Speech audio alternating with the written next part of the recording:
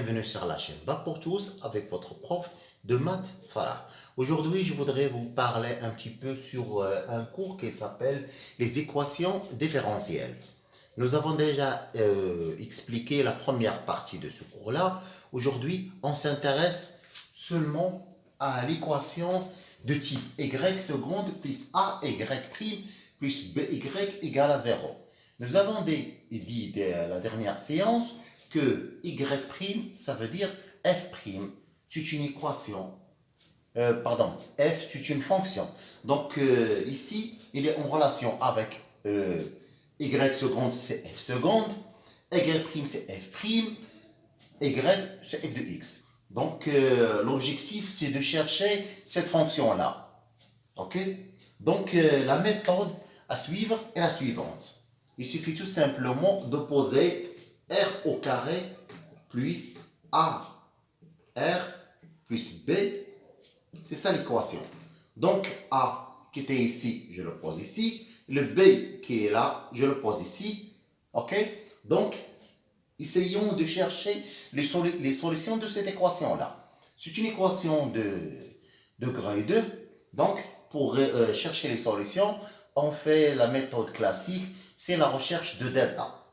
Delta, c'est a au carré moins 4b. C'est bon? Si delta est positif, on sait déjà que nous avons deux solutions réelles. Si delta positif, donc deux solutions réelles, R1 et R2. Donc R1 et R2. Avec R1 égale à, c'est moins A, moins la racine de delta sur 2. R2 égale à moins A plus la racine de delta sur 2. Donc, vous allez automatiquement poser la solution de l'équation y de x, c'est lambda, c'est une constante, l'exponentielle de R1 fois x plus bêta, l'exponentielle R2 fois x. C'est ça la solution de l'équation. Vous pouvez par exemple dériver cette équation-là.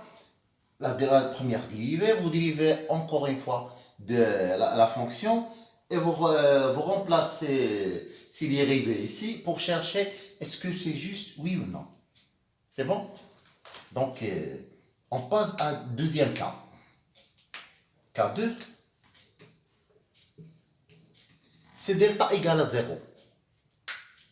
Si delta égale à 0, donc nous avons une seule solution double. C'est bon? Donc, si delta égale à 0, la solution de cette équation-là, c'est R1 égale à, donc delta égale à 0, moins A sur 2. C'est bon? Donc, là, automatiquement, vous écrivez la solution de l'équation différentielle y de x égale à lambda x, c'est une constante partielle à r, plus bêta, l'exponentielle R1 fois x. Automatiquement. On ne vous demande jamais de démontrer d'où vient cette formule-là. Ok? Donc, cas numéro 3. Si par exemple, vous trouvez delta est négatif. Si delta négatif, donc on aura bien sûr deux solutions qui appartiennent à C. Donc nous aurons par exemple, c'est delta R1 égale à P plus A fois Q. Pour R2 c'est la conjuguée, c'est P moins U fois Q. Donc vous allez automatiquement écrire que y de x, c'est lambda, le cosinus de q fois x, ce q-là, plus bêta, sinus de q fois x, fois l'exponentielle de px. C'est bon? Ici, on passe à un exemple pour bien comprendre de quoi il s'agit. Si par exemple, j'ai 2 ici et 2 ici. Donc, ici, nous avons 2 Ici, nous avons 2. Un exemple à faire. 2.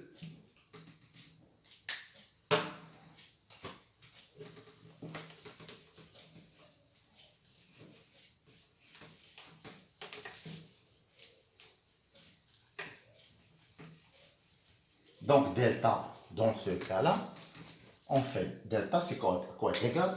Delta, c'est b au carré moins 4ac. b au carré, c'est 4, moins 4 fois 2, égale à 4 moins 8. 4 fois 2, ça fait moins 8, égale à moins 4. Égale à 4i au carré. C'est-à-dire 2i, le tout au carré.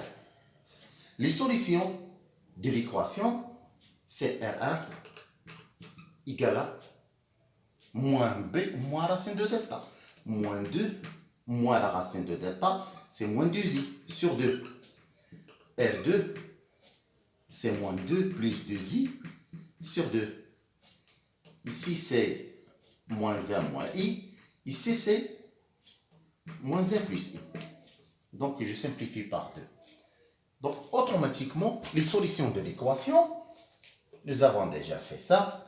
Y de x égale à lambda. Ici, c'est lambda, cosinus. Donc, c'est 1. X plus bêta, sinus de x. Parce que, ici, le coefficient qui est devant i, c'est 1. C'est bon? Fois l'exponentielle de moins x. C'est bon?